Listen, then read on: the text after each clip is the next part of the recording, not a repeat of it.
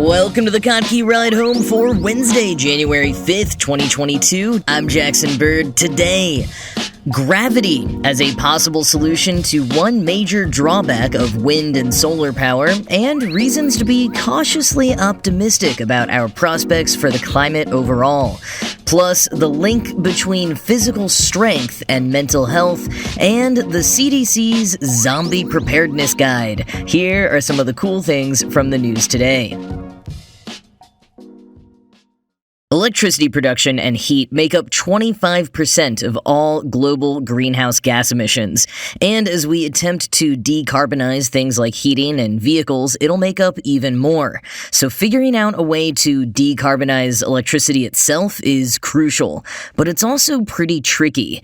Quoting a recent article in Wired, grids with a high percentage of wind and solar power are susceptible to sudden swings in electricity supply. When the skies darken or the winds grow calm, that electricity generation simply disappears from the grid, leaving utilities to plug the gap using fossil fuels. The opposite situation poses problems too. Around 32% of California's electricity is generated from renewables, but on cool spring days when the skies are clear and the winds steady, this can spike to almost 95%. Unfortunately, solar power peaks at around midday, hours before electricity demand reaches its highest level as people return home from work, crank up the air conditioning, and turn on the TV. And since solar power isn't generated late in the evening, this peak demand is usually met by gas power plants instead. All of these problems are down to a fundamental quirk of electricity. It is impossible to store. A spark of electricity produced at a coal-fired power plant cannot stay still. It has to go somewhere. To keep networks in balance, grid operators are constantly matching supply and demand. But the more wind and solar you add to the grid, the more uncertainty you introduce into this balancing act. Utilities hedge against this by keeping fossil fuel power plants around to dispatch reliable energy whenever necessary. Energy storage offers one way out of this bind. By converting electrical energy into a different form of energy, chemical energy in a lithium-ion battery, for example, you can hold on to that energy and deploy it exactly when you need it. That way, you squeeze more value out of renewable power sources and reduce the need for backup from fossil fuel power plants. End quote.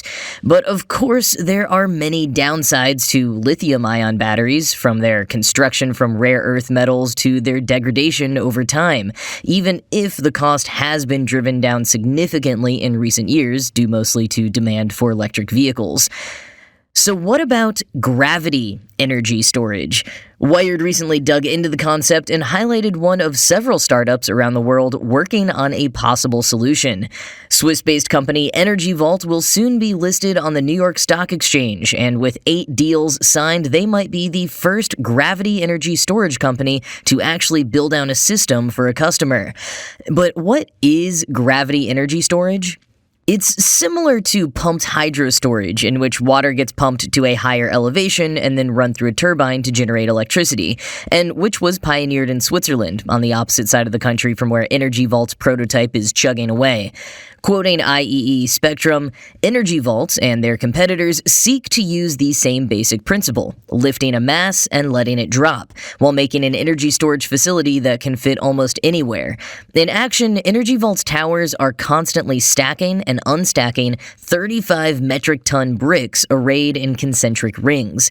Bricks in an inner ring, for example, might be stacked up to store 35 megawatt hours of energy. Then the system's 6 arms would systematically disassemble it, lowering the bricks to build an outer ring and discharging energy in the process. This joule-storing Jenga game can be complicated. To maintain a constant output, one block needs to be accelerating while another is decelerating. End quote.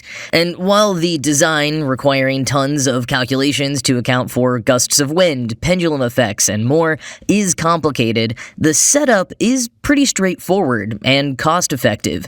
The massive bricks can be made out of dirt or other waste products combined with a binding agent. Energy Vaults even used decommissioned wind turbine blades.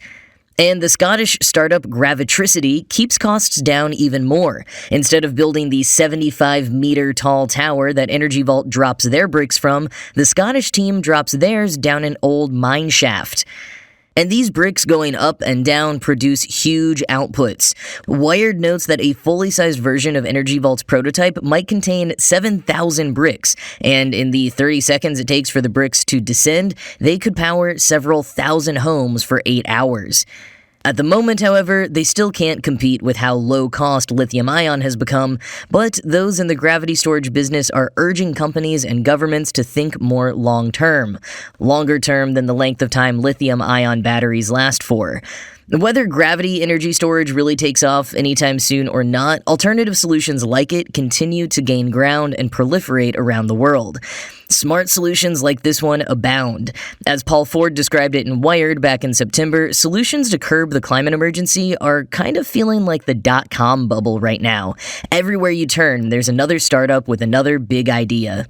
To quote him briefly, it's Web 1.0 all over again. We're in the Pets.com puppet mascot era of climate. The comedy of the technology industry is playing again as a kind of Ibsenian tragedy. Scientists and academics told everyone about this thing for decades, and almost everyone ignored them. But then enough people got interested, and now there's a market. And as a result, there are a million business models, a million solutions, huge promises of the change to come. We'll pour everything we have into green energy infrastructure. We'll transact in carbon marketplaces. We'll pull 1 trillion tons of CO2 out of the air every year. Never mind that today we can do about 0.0005% of that, which rounds to nothing. End quote. And Ford is still right to worry that this could all be leading to a burst bubble in the near future. But there is another side. Just before Christmas, James Temple rounded out the year with a little hope in the MIT Technology Review, writing, quote, "There's good reason now to believe that the world could at least sidestep the worst dangers of global warming." End quote. And one of his biggest arguments towards that optimism is the incredible momentum that we're seeing recently. Quoting again, "Given the increasingly strict climate policies and the plummeting costs of solar and wind, we're about to witness an absolute boom in renewables development. The International Energy Agency, well known for underestimating the growth of renewables in the past, now says that global capacity will rise more than 60% by 2026. At that point, solar, wind, hydroelectric dams, and other renewables facilities will rival the worldwide capacity of fossil fuel and nuclear plants." End quote. There's also finally momentum in sales and production of electric vehicles, up from 2.8% of all new vehicle sales in 2019 to 7% in the first half of last year. And by 2030, a full third of all new vehicle sales are expected to be electric. And Temple argues that it's starting to look like the degree of warming that we'll see by 2100 is not the horrifying 4 or 5 degrees Celsius that he and others previously highlighted, but rather a more modest 2.7, or maybe even less than 2 if we work really hard. Quote, "Global emissions may have already flattened when taking into account recent revisions to land use changes, meaning updated tallies of the forests, farmlands, and grasslands the world is gaining and losing. Today, if you layer in all the climate policies already in place around the world, we're now on track for 2.7 degrees Celsius of warming this century as a middle estimate, according to Climate Action Tracker. If you assume that nations will meet their emissions pledges under the Paris Agreement, including the new commitments timed around the recent UN summit in Glasgow, the figure goes down to 2.4 degrees Celsius. And if every country pulls off its net zero emissions targets by around the middle of the century, it drops to 1.8. End quote. And there is also the .com evocative progress and innovation. Quoting again, "Researchers and companies are figuring out ways to produce carbon-free steel and cement. Plant-based meat alternatives are getting tastier and more popular faster than anyone expected. Businesses are building increasingly large plants to suck carbon dioxide out of the air. Venture capital investments into climate and clean tech startups have risen to levels never before seen, totaling more than $30 billion through the third quarter, according to PitchBook." End quote. And Temple points out a sense that I've had, which is that as these innovations and clean alternatives become more competitive and business-friendly, the political gridlock could be eased in some cases as well.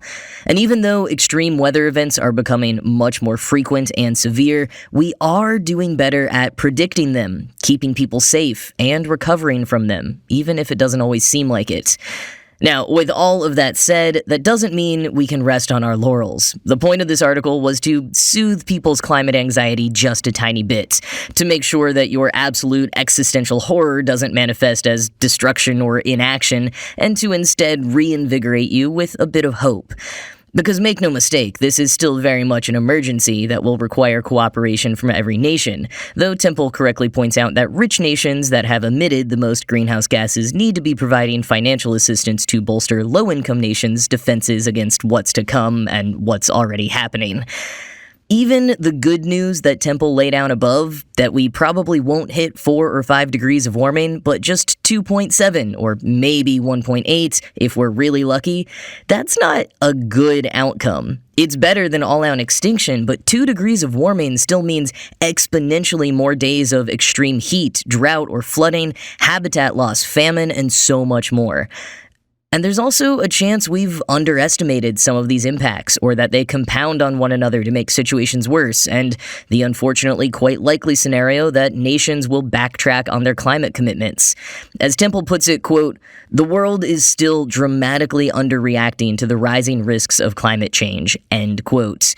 But if you're someone who is consumed by fears about the climate emergency, allow yourself this little respite of marginal optimism. As Temple put it, quote, "We need more activist pressure and more aggressive climate policies to confront the threats of climate change. But ultimately, we must invent and build our way out of the problem. And the rare bright spot of good news is that we're beginning to see evidence that we can." End quote.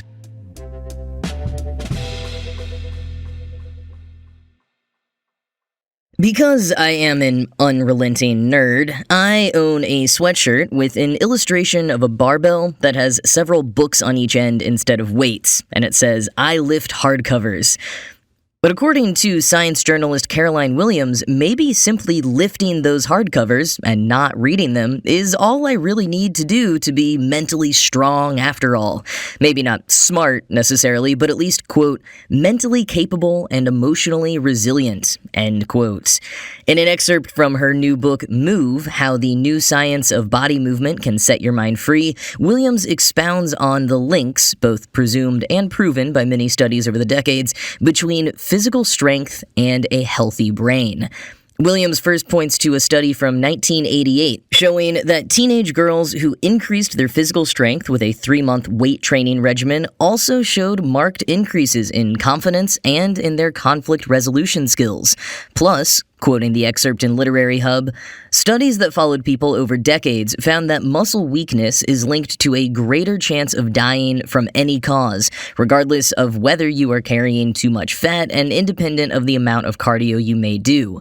There's also a link between bodily strength and a healthy brain. A 10-year study of twins showed that greater strength in middle age is linked not only to more gray matter, but also to a better functioning memory and a quicker brain a decade later, while grip strength, an overall indicator of muscle power, is associated with a healthier hippocampus. More important, perhaps, is how physical strength makes you feel. Strength training has been shown pretty conclusively to make life feel significantly more manageable, boosting self-esteem and helping people feel capable of meeting physical and emotional challenges. End quote. Williams compares our musculoskeletal system to a car, particularly a car with an AI assistant like Kit from Knight Rider. It's constantly updating our brains on the state of our muscles, bones, and other parts of the body involved in movement. If there's a problem with any of those systems, we'll have a constant chatter of mission reports humming in the background of our brains functioning, wearing out our energy and giving status reports that we aren't capable of certain things, whether that be a real physical safety concern or being translated psychologically into feelings of anxiety and low self-esteem. Williams points to further research showing that people who do more physical activity score higher on a scale of global self-efficacy, and that people who underwent weight-bearing exercise regimens specifically to treat anxiety did see a reduction in that anxiety, plus a boost in their self-worth and an improvement in their sleep. And I'm just extrapolating here, but I would think since so much of the mental benefits here have to do with your own sense of self and confidence, that the types of strength training and amount one does should also be relative to one's own abilities. So this isn't like you must bench X amount in order to feel less anxious and live longer. Just consider how you can add a little strength training, whatever that means for your body, into your regular routine. And maybe that means doing some CrossFit level intensity workouts, or maybe it means lifting a stack of hardcover books over your head a couple of times a week. At least you'll have a new use for all those books you bought at the start of the pandemic and still haven't read.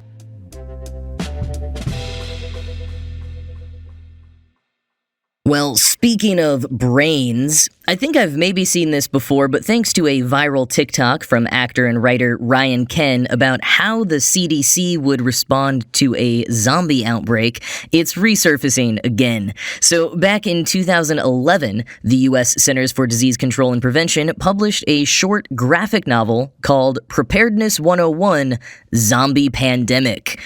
The story follows Julie, Todd, and their dog Max as a mysterious disease spreads around the world that turns people into zombies. And as its main function is to teach readers about emergency preparedness, there's a real preparedness checklist included at the back. You get a few on-the-nose moments of the characters checking the CDC website and gathering items for a go bag. Really, though, the most unbelievable part of the story was how immediately the public accepted vaccinations as a solution without any pushback. And seeing as this was published over a decade ago when many of us never dreamed we'd experience a pandemic of this scale, it really put our present reality into stark relief.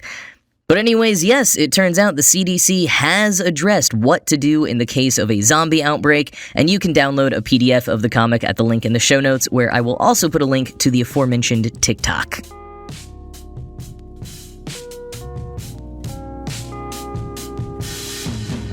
Well, that is it from me for today. As always, this show was produced by Ride Home Media and Kottke.org. I am Jackson Bird, and I will talk to you again tomorrow.